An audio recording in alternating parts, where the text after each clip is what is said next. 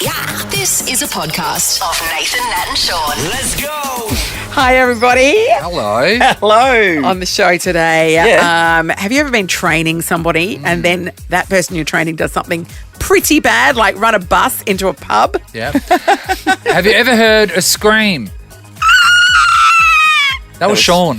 It was too. And gone to investigate. We're going to talk about what was on the other side of a scream. Stevie Butler joins us and talks about the weekend sporting action. And just general shenanigans, really. A couple of bits of shenanigans, wasn't there? This is Nathan, Nat and Sean. We all love a little bit of Hungry Jack's, don't we? Oh, yes. My son works there, actually. He was on last night. Yeah, got some great, I think, really amazing chips. I got them the other day, Nath, and Yeah. I know you bang on about this, Yeah. but no, they didn't salt them well. Oh. What do you mean? That's the thing they do well with them. They were I've nude never of had a salt. They were Hungry nude Jack's of chip, salt. the new breed This of is Hungry Jack's obviously chips on Cooper then. that haven't been salted well. Well, I'm just telling you what happened, guys, you know. Oh, it's really full on, Sean. That seems to be like the most full on thing that a person could have experienced at Hungry Jack's. Well, there was.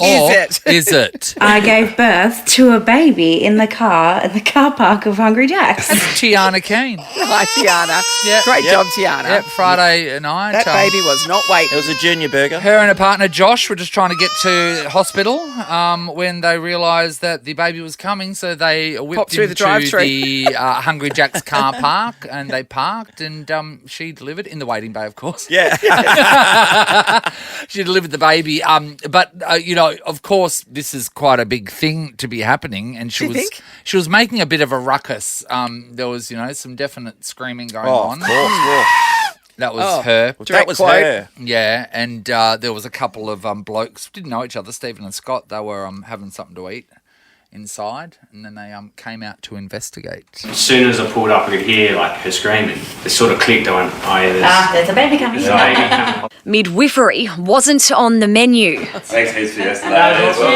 No. Like you said, it was just like right time, right place. It made my night though. It was great. Mate, he's not. Where Delivered is a baby, midwifery Nath. on the menu? I don't know. I actually haven't seen it on the menu. You'd be a little bit annoyed Chicken though burgers or something? if you had already ordered your meal and Yes. you were taking it home and then your burger was Yeah, cold. I would and have your said chips are cold. to Tiana and Josh, Yeah. can I have like Any $10? danger. Any danger of Any danger of like a fresh Yeah. whopper? you know what I mean? Yeah, I know no, I know one just came out of you, but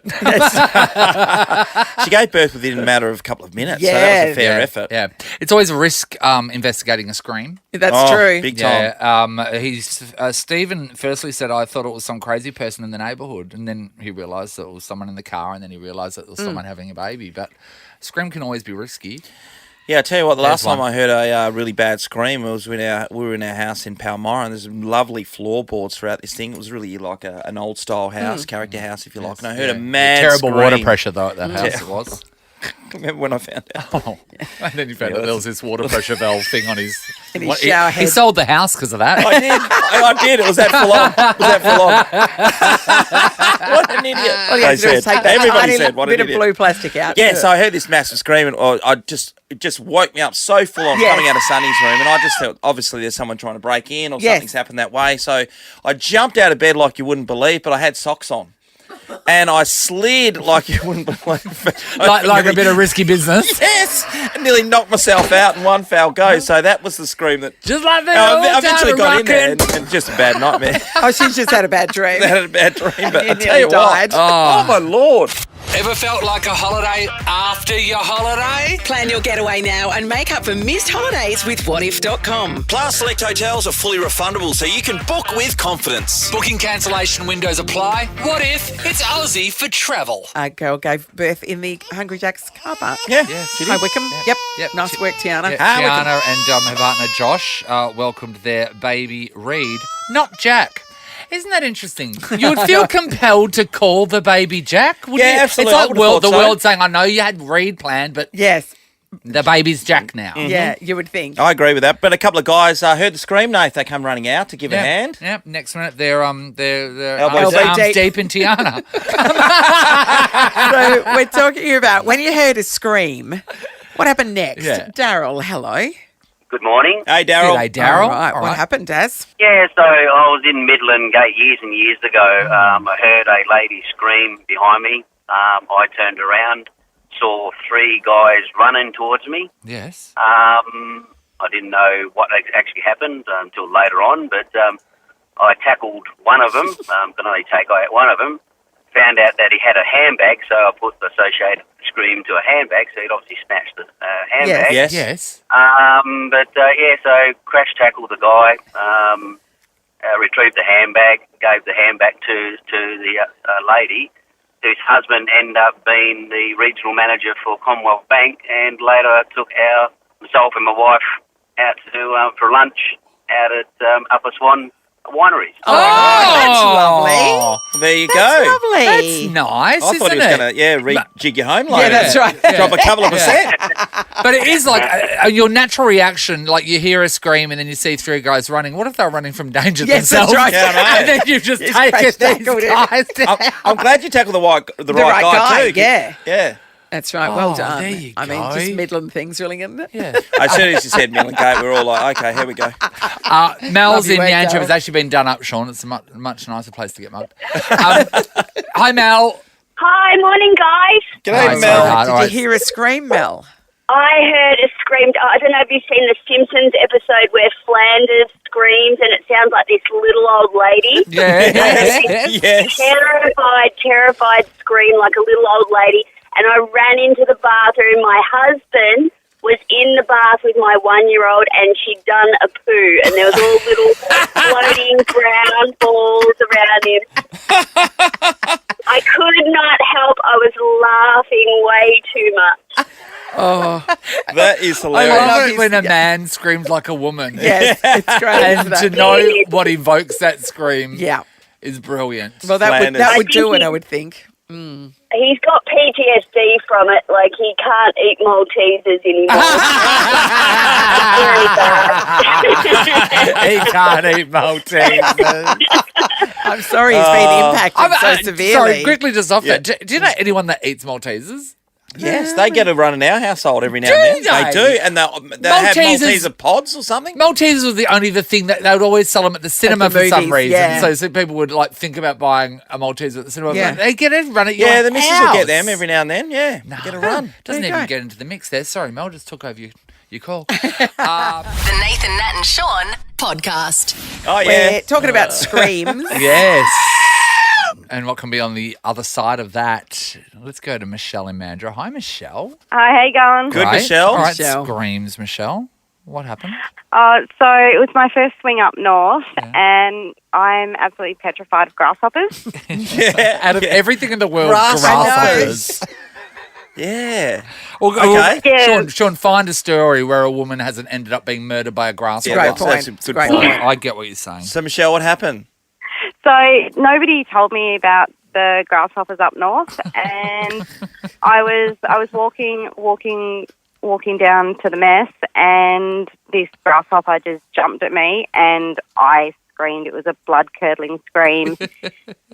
And see, the thing with being up there is they're absolutely massive and they fly.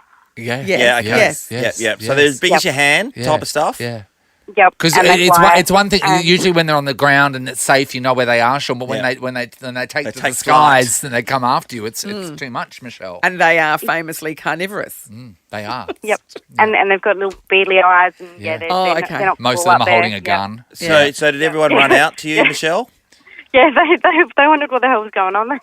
I thought I had hurt myself or something, and I was like, no, it was a grasshopper.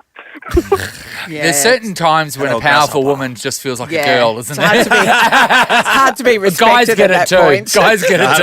100%, yeah. Thanks, Michelle. Don't deny it. Kevin's in Atwell. Morning, Kev. Morning, how are you? Okay. Yeah, wonderful, Kev. Did you hear a Good, scream, Kev. Kev? So, my story goes, I must stress that there was nothing else going on. It was the middle of the night, and we have a wooden framed bed. Yes. And for some reason, well, I know the reason now, but one of the strips of wood along the side of the bed gave way. There was a mighty bang, and we hit the ground, and my wife let out this blood-curdling scream, and I didn't know whether something was happening to her or to us, and we were just like, my heart was just like going like 10 to the dozen, and just like, what the hell is going on? And then we realised that the bed had broken, and it was. Yeah, it had. Yeah. No, Kevin told us there was nothing going on. Wore that bed out, didn't you? Now, Kevin, you said that you thought that something was happening to either her or both of you. Would you rather it be just her or both of you? Yeah, of course. Right answer, Kev. Were you thinking like earthquake or something? Like, did you think natural disaster? To be honest, I just did not know what was happening. You couldn't process it. But it was full on. It was just full on, and then my daughter's at the other end of the house going, "What's going on? What's going on?" And we're going, "We don't know. The bed's broken," and it was. Kevin, how old was your daughter at the time? I know she's 18 now. If my parents ever told me they had broken the bed, I'd never stop vomiting. Yeah. Nathan, Nat, and Sean. As we all know, learning to drive a car is very difficult. Yes. Oh, it is, Nathan. It was, it's like, wait there, you starting first, you go up to fourth. I have to go back down to second. What do you mean? I got up to fourth. Reverse parking. Nathan, all the kids are listening to you now. What is he talking about? That's a manual. Licenses. Sorry, you need to get a manual license in case of the apocalypse. I told them that. I had this discussion just the other night because I've got my son Cooper. He can get his L's now. Yes. It's unbelievable to think that. But I was just saying exactly the apocalypse. They weren't buying it, Nathan. It's ridiculous. Imagine a horde of zombies chasing you and you stall it because you can't get out first. Then you're dead. These days you can barely find a manual car. No, you can't. Yeah. Can't. Well, I mean, but that's the thing though. If you come across a manual car, that's right. It could be a tractor or something you're trying to get away. Mate, in my phone somewhere, in my phone somewhere there is this guy told me about a helicopter that runs on car fuel that you can find at airports. So I wrote that down just in case of the apocalypse as well. Oh, you think you can fly that? Well, yeah. Well, I mean, I'm going to have a better chance when I know how to refuel it. Yeah. I'm just accumulating things. Easy. Anyway, we digress. Something that's a lot harder to learn how to drive is this. Wheels on the bus go round. You know why? Because they're big, very long cars. I always wonder when you always see the bus drivers because they've got massive steering wheel and then trying to get around a roundabout. You've got to do that late turn and you've just got to feed that big. It's so funny to see. 10 to 2. Yeah. So there was a learner bus driver, right, with his trainer. Yes, Nath. In a car in Sydney. They were travelling along. Then they encountered a difficult forked road. Sure. What do you do then? He failed the pivot. The bus mounted the curb and crashed into the Mortdale Hotel, leaving the front of the vehicle crumpled, debris scattered all along the footpath, and the hotel, of course, being hit it right in the guts. Yeah, right on the hotel. It was a terrible time for the hotel actually, because just earlier that week it was an armed robbery. And then an armed robbery, and then a trainee bus driver plows into them. It's not a good week. It's a tough day. There was no one on board at the time, but there was the trainer. That was there, and someone was commenting what the instructor must be thinking and how he's going to explain that to his boss. This person was training people as well. I had some trainee drivers that I thought they were going to do that to the bus when I was training them when I did this as a career. There's the picture there. It's just gone to the side looks of like it's just kind of parked a bit close. Driver training too. It's got the L plates on the bus. Yep. And I mean, when you're in the bus, when you're the bus driver, it's right, because there's no bonnet. No, it's right there. In front it's right there. Like, oh how no, did he not see it? The pub's coming right for us. You're listening to Nathan, Nat, and Sean. Imagine, right? Yeah. Imagine that you are teaching someone to drive a bus, and then while you are training them, they hit a pub. You just step off and go inside, don't you? Isn't that the way it goes? Usually when you're training someone, you want it to go well. Yeah, that's true. We want to know what happened when you were training someone. Daniel, hello. Morning, how are you? Oh, good, Dan. Dan, what happened? So I teach people how to fly. Oh, Jesus. How good, Daniel. That's mint. But yeah, had a couple of different incidents. One when we were in the air coming back into land out at Jandakot Airport. Yep. And we fell a little bit short of the runway, and we actually took out one of the landing lights for the runway. Oh, Daniel. Daniel, this is the most dangerous job in the world.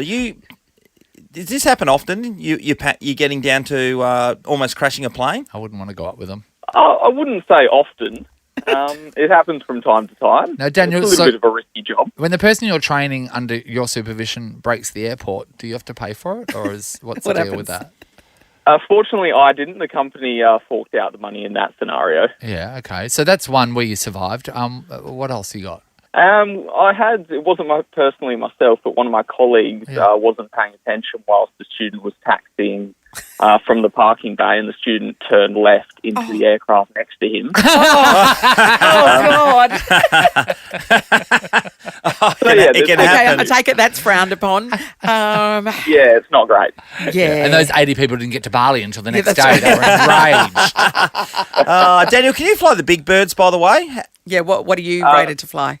Not yet. I fly mainly 2, 4, 6 and 8-seater planes. Yeah, so the small ones. Daniel, has someone that needs to be trained ever rocked up and you've just had a bad feeling and thought, today we're not going up in the sky today because I feel like this is going to end badly? Oh, there's been a fair few. I had one guy with amnesia come to fly. Well, he thought it was a car. He forgot what a car was. I had no idea. So he had amnesia. So what happened? We didn't even get him in the plane in the end. He just couldn't. kept walking into the back of the wing. He had no idea. He can't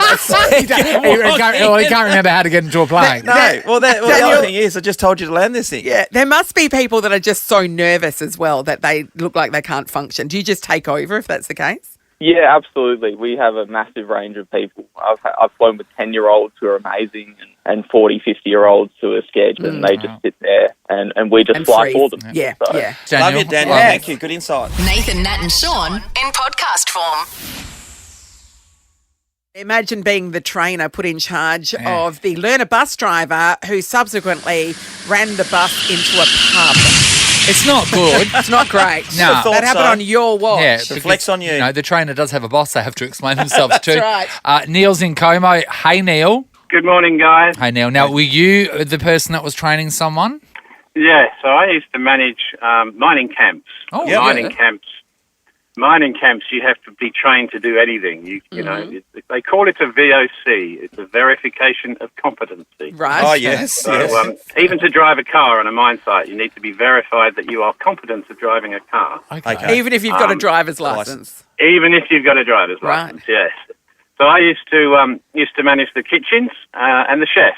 Yeah. Yep. We had to do menus and what have you, and we had a laminator.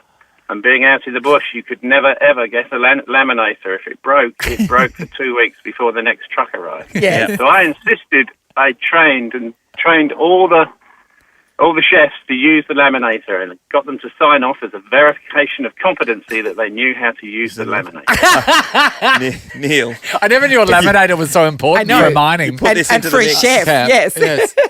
Well, when you've got to print menus and you've got to laminate them and you have... Thank you, Neil. Yeah, and it doesn't work, everybody gets cranky. Oh, Neil, I can imagine chaos. I came up with a form and I verified everybody that they knew how to use a laminator. Yes. Oh, what a coach. What a great coach you are. So what happened, Neil, with the laminator? Was there ever a laminating emergency? Oh, well, they used to put the things in the wrong way and they'd all jam up. And, Neil. Disastrous. It was a nightmare, and then it was Neil, 2 weeks before you could get another one. When you are verifying chefs for their competency of laminating, do you wonder about your career choices? Is that a question? I don't. Running mining camps, I don't do that anymore. Yeah. Neil, can I just say that I think you might have just taken out the Guinness World Record of saying laminator during a story. I felt like we were talking We have a laminator here at work and we're not allowed to use it. I cannot check, but I don't think it's ever been said more during a conversation. Well, last week we said laminate a lot. We did, but not laminator. Yes. Oh, Neil. Thank you, Neil. I'm glad you moved on. Let's go to For Sarah. you and the mining camp. In Inaloo. We'll call her Sarah anyway. Hello, Sarah. Hi, Sarah. Hello, how are you? Sarah. My stakes aren't quite as high as the laminator. Oh, well, whose would be, Sarah?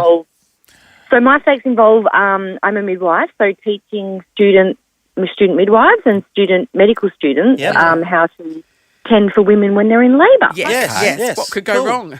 So similar story to Neil's about putting things in the wrong end, potentially.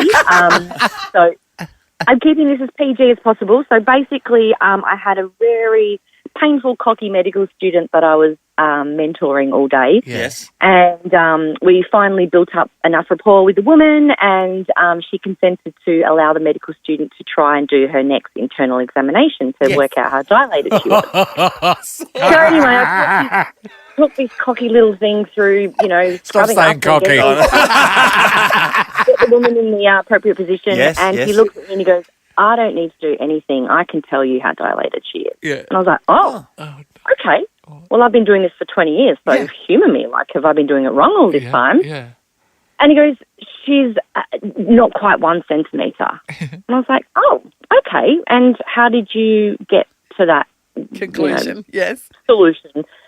And he's like, well, you can see her cervix, and it's like not quite 1 centimetre. And I was like, yeah, that's not her cervix. Somebody wasn't studying very well, were they? No. Somebody. I was like, time to revisit your anatomy book, mate. Yes, that's right. You can't. First of all, you can't see it just from standing back and having a look. He was. That story could have gone in so many different ways. That's right. I thought the finger was going to go to number 2 town. Well, that's what the eye was. I thought the finger was going to go. I enjoyed this story, and I know the version where you can say the right words would be very interesting. Oh, it would be, but we'll do that more when kids are in the car. I will give it 20 minutes. I'll give it 20 minutes, and then we'll make sure we get right in there with all the details. And the good news is that student is now a fully qualified midwife. Absolutely. This is a podcast of Nathan, Nat and Sean. Time to catch up with our good friend Steve Butler. Writes all the fantastic articles for the West Australian. Come on down, Steve. Hello, Steve. Yes, very good morning. And Sean, look, I'm sorry to get back to you early, but I'm going to have to decline that trip down to the beach this afternoon after work. Just aren't quite my thing. You don't want to crumb sausage. Have you never crumbed your own sausage, Steve? I'm not excited, and I just can't hide it. How did you recognise that song? It's a good point. It's a good get to actually get that. Wasn't it? I know, God. Oh, no. That was difficult. Hey, so you've been weekend of sport for both our WA football teams. Fremantle on the positive end of things, and West Coast Eagles on the negative. Very negative. Well, I think Fremantle are starting to become the blueprint for a decent list build. I think it's the first one of their whole history just about that they've just done everything right with this build. The turncoat Adam Chera leaves them, and they did all the right things, not selling the farm for the magic beans, if you like, and they've just built this list perfectly. Grabbing a Jordan Clark, a homegrown boy from Geelong, and doing those types of things, and then when you still see David Mundy doing what he's doing, when the game's on the line, diving himself into that last stoppage in the centre and just saying, no, we're winning today. I just can't speak highly enough of David Mundy. I think he should have been captain of that club for longer, and I think he's been an absolute ornament to that club. He's I love him to extraordinary, pieces, isn't he? actually. How many years in its planning and execution has this been, or is this a recent thing, Fremantle's success? Well, Nathan, I'll just jump in and say the first couple of years they got it wrong. They started, whilst the list was changing because of the age profile, and guys were getting let go and retired, they went about thinking that they were able to trade for players, and it never went right. So if you had have just gone to the draft and just gone, you know what, we're going to do it properly, pick youth and we're just going to go for the best players Yes. available and build it, they could have probably saved a couple of years, but it's been a 5-year process. So this is a result. What we're seeing right now is a result of something that was implemented 5 years ago. Well, they got it And wrong, I think, in the first couple of years. Yeah, But wow, yeah. it takes And a you're while, probably doesn't it? seeing now some savvy choices. It's Yeah. getting the right people in the right Yeah. age demographic, like your Blake Acres, like your Jordan Clark, like those. Rather than going for this big superstar that they've tried to do over the years and failed, Yes. they've just built the list very organically. They didn't panic when Adam Chera wanted to leave. They drafted well, and I just think they're doing a marvellous job of putting it together, which is not what I can say for West Coast at the moment, having gone to that ground on Friday night. Oh, my God. How did you get through the game watching that? It's called Gauge Roads. Whatever. So medicine. It was prescription. Yeah. Steve with some medicine. Bit of direction juice. Yes. No, look. It was pretty ordinary to watch, and they've talked all about how they're going to change their game style and blah blah blah. There was one passage of play that it just sticks with me looking at it. When they finally attacked up through the corridor, they got the ball to Jack Redden in the middle, and Jack immediately went sideways and they chopped it up. And when you've got a bloke who clunks it better than pretty much every player in the competition in a contested situation, and he might have just kicked, just a lazy 700 goals. Kick it to him. In Josh Kennedy. I have no understanding of why you don't get the ball down to him quickly. He must be horrified at watching what he's seeing unfold above him at the moment, and a big congratulations to him for kicking his 700th goal too. I know there's a bit of emotion and a bit of tragedy around the family over the weekend, and I know his mum was at the game, Jenny, and she's a beautiful woman. And I actually saw her embrace her son after the game, and that was a great moment for them both. But to Josh to kick his 700th goal, then that's just something to be absolutely proud of for that family and for himself. So well done to him. Now, amazing. What was it feeling like from the Eagles fans that were sitting around you? Because I know that my dad was a lot of swearing anger towards the team. It's very unlike Brian. It's very unlike him to say a rude word. Are people being supportive, disappointed, or did you feel the sense of anger and frustration, Steve? Well, I went down at 3/4 time to talk to them, but there was none of them left. and for one of the only times ever in Optus Stadium history, there was still some Chardonnay left at the bar as well. So you had to do the right what thing. What did they do with the buckets of caviar? That's weird, isn't it? The one thing that I jumped, Steve, as you know, from being at the game. You're bathing in the caviar. Jack Darling was look, clapping it. being at the game, it was tough. Jack and Darling? When you're hearing a crowd Bronx cheer Jack Darling like they were for a couple of marks that he took, I thought that was pretty distasteful. And the people have got short memories. I don't really agree with how Jack prepared for his season this year, but if I was a supporter of the club, I would be jeering him. Yeah, he's back now. I'll tell you one thing. He helped them win a premiership, no doubt about that. I mean, his third quarter in the grand final in 2018, so people have got short memories. When did they jeer him? And during the game, every time the ball was kicked to him, no joke, he took a mark, they were just like, ooh, they were like half booze, half jeering. Bronx cheers, they were. Bronx cheers. Yeah. Oh. Yep. Yeah. For a person on their own team, Yeah, that happened a lot. And not many people turned up anyway. I think it was, 29,000 in the crowd? Yeah, that's a I think Friday night. I thought it was quite ridiculous. You need to be better. Yeah, because the club were talking up, the fact that 60,000 people could go off the stadium. Yeah, that's right. But that's why they should never let those cheerleading squads in. So that's right. I mean, well, in fairness, I think West Coast have had the lowest membership churn in the AFL over many years. But now's the time that they need to stick fat and get behind their club and turn around. Absolutely. You can't you've had lots of good times, I tell you. Yeah, you can't throw your toys out of the cot. It's like a marriage. It's like a marriage. The first sign of trouble, you should split. Yeah. No, is that right, Sean? That's what you were saying? Well, I've got a list, and that was right at the top. I'm not going to say it's number one. I'm not going to go there. But with the West Coast Eagles membership, because we've got 100,000 people there, and only 29 of those thousands. And I know that there's people who would like to go and watch West Coast Eagles play, but all the memberships are taken. Yeah, then the people if they're not going, they resell their tickets though. Well, you can get your hands on them. Yeah, I wonder if they. Yeah, I wonder if they were doing that enough so that other people. Can take but Eagles fans don't need the extra money, do they? Caviar, pianos. Well, they got a good game ahead of them. We'll wait and see how that turns out. And by the way, I want to mention, Steve, the Margaret River Pro back on tomorrow. Yep. So we should see some exciting action. Bronte McCauley, the West Aussie, in the semi-final, so good luck to her. Isabella Nichols is another girl who's in the semis of the women's. Sean, why don't you tell your Bronte with the weather down there too? Sean, tell your Bronte McCauley story. Nah, she likes it. Tell too many people. I was telling Bronte McCauley that she should go into competition, Steve, because I thought she was a really good surfer. He saw her up north surfing and went, God, you're really good. You should be considered competing. Was it Nalu, Sean? Yes, it was. They go the family, the McCauleys. They love it up there. Yep. Yeah, and she went, I'm in the World Surf League. Right. I think maybe the fact that her dad's an absolute superstar might have had something to do with it too. Yeah, I was the one that told Sean McManus to start wearing pants to work as well. And look at him now. You know what I mean? He's really blossomed. Yeah, I wish he'd listened. Thank you, Stephen. You were good today, weren't you? Yeah. Hashtag crumb sausage. Hey. we didn't even get to talk about the Bombers. It's a shame, isn't it? Who? Yeah, exactly. Yeah, we'll have group therapy together, Steve. Don't worry about it. They are so bad to watch at the moment. I'm livid with them. They're just so bad. And yet my team's below them on the ladder, so thanks very much for that.